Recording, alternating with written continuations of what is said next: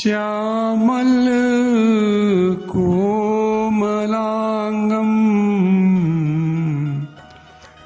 सीता समारो पितुवामुभागम पाणो महा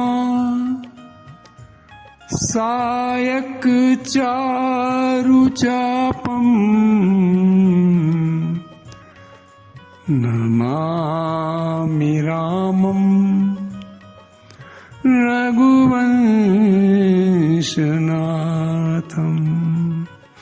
रघुवंशनाथं।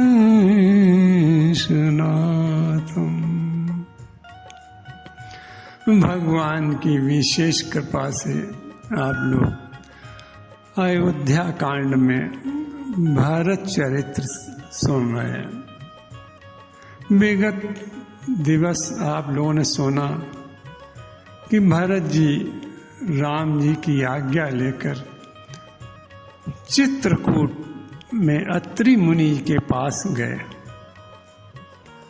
और अत्रि मुनि की आज्ञा से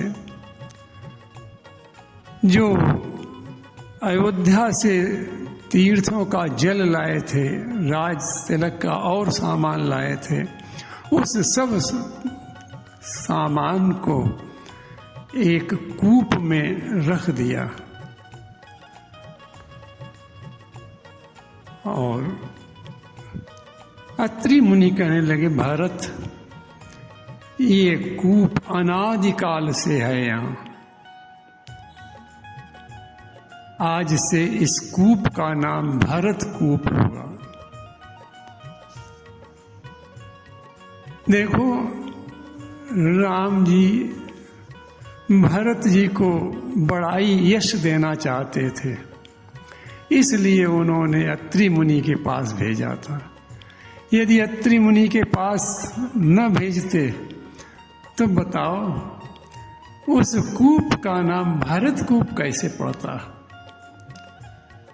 राम जी कैसे कृपालु दयालु हैं, अपने भक्तों को कितनी बड़ाई देते हैं कि उस कूप का नाम ही भरत कूप पड़ गया। भरत जी ने अत्रि मुनि के निर्देशानुसार सारे स्थलों को देखा और भगवान के जहाँ जहाँ चरण चिन्ह पड़े थे उनको दंडवत प्रणाम करके उन चिन्हों को अपने हृदय में धारण किया। भरत जी के हृदय में दुख भी है कि मेरे कारण ही प्रभु को इन वनों में भटकना पड़ा। इस प्रकार भरत जी ने 5 दिन में उन स्थानों का दर्शन किया और राम जी के पास वापस आए। 6ठे दिन सवेरे सारे समाज ने स्नान आदि ध्यान आदि करके प्रभु श्री राम के पास बैठे। सारे समाज के लोग आकर बैठे। भरत जी हाथ जोड़कर कहने लगे, प्रभु मैं तो ये सोचता था कि मेरे अंदर दोष ही दोष हैं, पर आपने मुझे इतना दुलार दिया कि मैं अपने दुख को भूल गया। राखा मोर दुलार गोसाई। भरत जी कह रहे हैं कि राखा मोर दुलार गोसाई। आपने तो दुलार करके हमारे दोषों को भी भूषण बना लिया।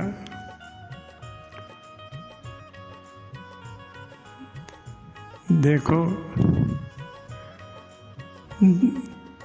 परिवार में भी जो बच्चे छोटे छोटे होते हैं तो माता पिता उन्हें कितना दुलार करते हैं। और बच्चे कितने भी वस्त्र गंदे पहने हो, कितने भी गंदे हो, लेकिन माता पिता उनकी गंदगी को नहीं देखते हैं और उन्हें गोद में बैठा कर दुलार करते हैं। इसी प्रकार प्रभु ने भी भरत के दोषों को भी नहीं देखा। यद्यपि भरत में दोष नहीं है, लेकिन भरत जी तो स्वयं अपने को दोषी मान रहे हैं। लेकिन राम जी कैसे कृपालु हैं कि भरत का बड़ा दुलार कर रहे हैं, भरत के ऊपर प्रेम की वर्षा कर रहे हैं। भरत गदगद होकर कहने लगे कि राखा मोर दुलार गोसाई।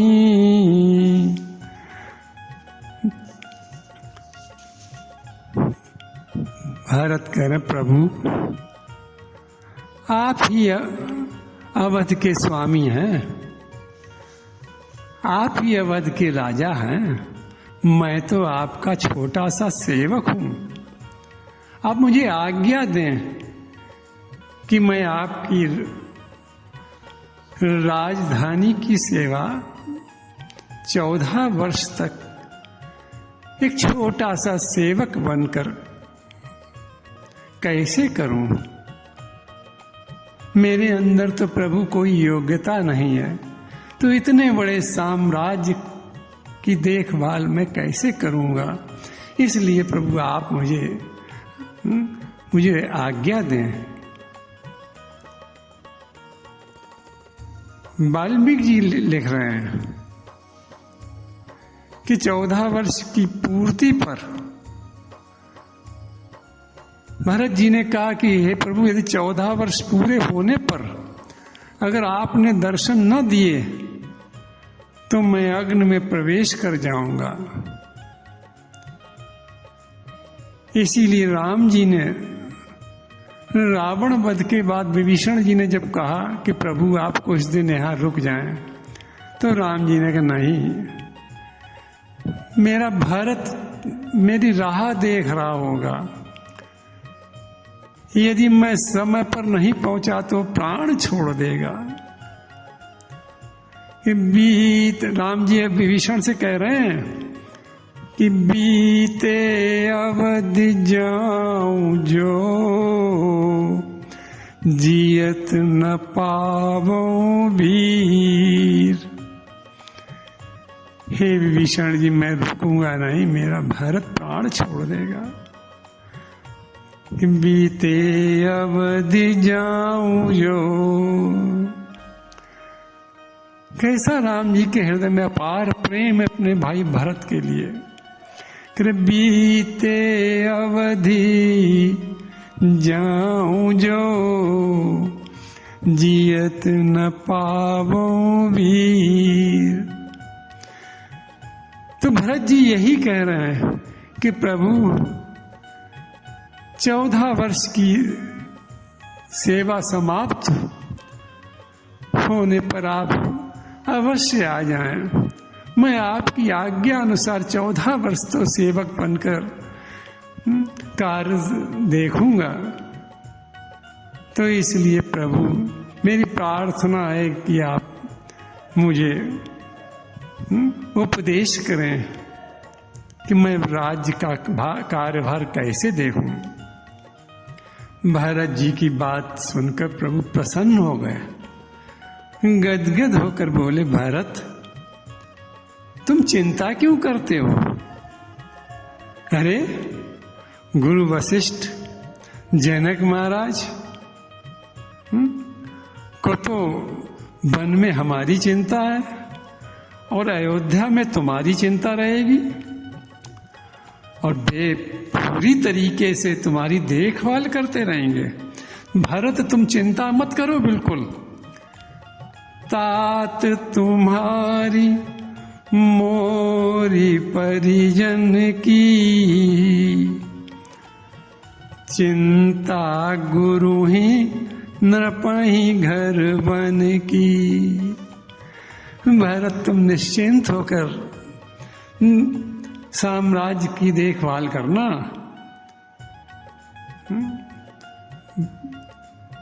और फिर राज्य चलाने के लिए भरत मुनि वामदेव हैं, मुनि जावाल जैसे मंत्री भी तो हैं। भरत जिसके सिर पर गुरु वशिष्ठ जनक जैसे ज्ञानी राजा का हाथ हो, क्या उसके सामने कोई कष्ट आएगा? राम जी कह रहे हैं कि माथे पर गुरु मुनि मिथिलेशु। कितनी सुंदर बात कर रहे हैं राम जी भरत से कि माथे पर गुरु मुनि मिथिलेशु, तो हमई तुमई सपने न कलेसु। गुरु पितु मातु स्वामी सिख पाले। देखिए कितना सुंदर उपदेश भरत जी के द्वारा राम जी समाज के लोगों को दे रहे हैं कि गुरु पितु मातु स्वामी सिख पाले, और चलो कुमग मग परहि न खाले। राम जी के भरत गुरु माता पिता और स्वामी की शिक्षा का, आज्ञा का जो लोग पालन करते हैं, पहले तो उनका पैर कुमार्ग पर जाता नहीं है। यदि धोखे से चला भी जाए तो सदैव उनकी रक्षा होती रहती है। देखो परिवार के लिए, बालकों के लिए कितना सुंदर उपदेश है राम जी का कि यदि परिवार में बालक माता पिता की आज्ञा का पालन करें तो उनका पतन नहीं हो सकता, कभी उनके सामने कोई कष्ट नहीं आ सकता। यही राम जी भरत जी को समझाते हुए कह रहे हैं कि गुरु पितु मातु स्वामी सिख पाले, और चले कुमग मग परहि न खाले। भरत, जो लोग गुरु माता पिता और अपने स्वामी की आज्ञा का पालन करते हैं उनकी सदैव रक्षा होती है। भरत, हम दोनों भाइयों का कर्तव्य है कि पिता की आज्ञा का पालन करें। और भरत, तुमने पूछा राज्य का संचालन के लिए उपदेश, तो सुनो भरत, मुखिया मुख सोचाइए, खान पान कहूँ एक, पालई पोषई सकल अंग, तुलसी सहित विवेक। तुलसीदास जी कहते हैं कि राम जी भरत को फिर हिम्मत बंधाते हुए कहते हैं कि भरत, मुखिया मुख के समान होता है। जैसे शरीर में ऊपर मुख होता है, बाकी अंग नीचे होते हैं, तो इसी प्रकार परिवार में मुखिया होता है, वो मुखिया मुख के समान होता है। जिस प्रकार शरीर में मुख खाने पीने में तो अकेला दिखाई पड़ता है, पर उसका कार्य बहुत महत्वपूर्ण होता है। मुख जो कुछ खाता है उसे अपने पास नहीं रखता है, यहाँ तक कि दांत में भी कुछ फंस जाए तो उसे निकाल के फेंक देता है। तो इस प्रकार मुख जो भी कुछ खाता है उससे रक्त बनता है और फिर उसे शरीर के प्रत्येक अंग को जिसे जितनी आवश्यकता होती है उतना उसे रक्त पहुंचाता है। भारत राजा भी मुखिया के समान है। राजा का कर्तव्य है कि प्रजा से जो भी कर ले, जो भी टैक्स ले, उसे अपने पास न रखे और सारे धन को प्रजा के हित में जिसको जहां जितनी आवश्यकता हो उतना उसको लगाकर उस प्रजा को सुखी बनाए। ये राजा का कर्तव्य है भारत। इस प्रकार राम जी ने भारत को अनेक प्रकार से समझाया, पर भारत को अवलंब के बिना, आश्रय के बिना न तो संतोष हो रहा है, न शांति मिल रही है भारत को। भरत जी बार बार कह रहे, प्रभु मैं 14 वर्ष तक कैसे रहूंगा, आपके बिना कैसे 14 वर्ष कटेंगे। हे प्रभु, इसके लिए मुझे कोई आश्रय दे दें, कोई अवलंब दे दें प्रभु।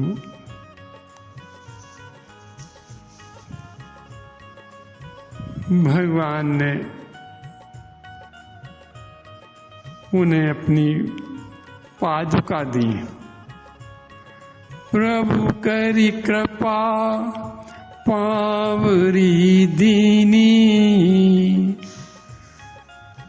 सादर भरत शीस धरि लीनी। भरत को भगवान ने कृपा करके अपनी पादुका दे दी। देखो, भगवान के चरण तो बहुत लोगों को प्राप्त हुए, जनक महाराज को भी प्राप्त हुए, केवट को भी प्राप्त हुए, मुनियों को भी प्राप्त हुए, लेकिन भगवान की चरण पादुका भरत को प्राप्त हुई, भरत को ही प्राप्त हुई है। भरत जी कितने भाग्यशाली हैं।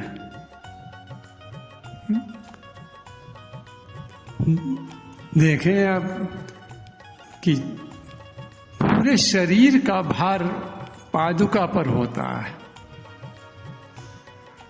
तो आज परमात्मा जिसके सिर पर सारे कोटि कोटि ब्रह्मांडों का भार है,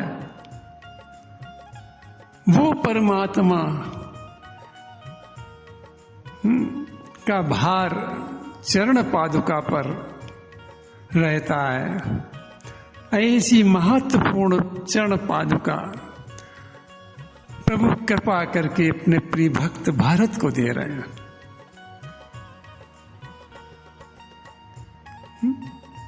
भारत ने उन्हें सिर पर धारण कर लिया। प्रभु ने पूछा, भारत तुम तो आश्रय चाहते थे और तुमने ये पादुका सिर पर धारण कर ली। भारत जी ने कहा, प्रभु जब किसी के सिर पर बहुत भार होता है तो वो उस भार को सहन करने के लिए एक आश्रय, कपड़े का आश्रय अपने सिर पर रख लेता है। तो जितना भी भार है सिर पर न होकर उस कपड़े के आश्रय पर रहता है। प्रभु, अयोध्या का साम्राज्य बहुत विशाल है, मैं उसका भार उठाने में असमर्थ हूं। अब मैं निश्चिंत हो गया हूं कि अयोध्या के शासन का भार मैं नहीं, ये चरण पादुका ही उठाएंगी। इसलिए प्रभु, मैंने आश्रय के रूप में, अवलंब के रूप में इन चरण पादुका को सिर पर धारण कर लिया अब मैं निश्चिंत हो गया प्रभु। ये सारा भाव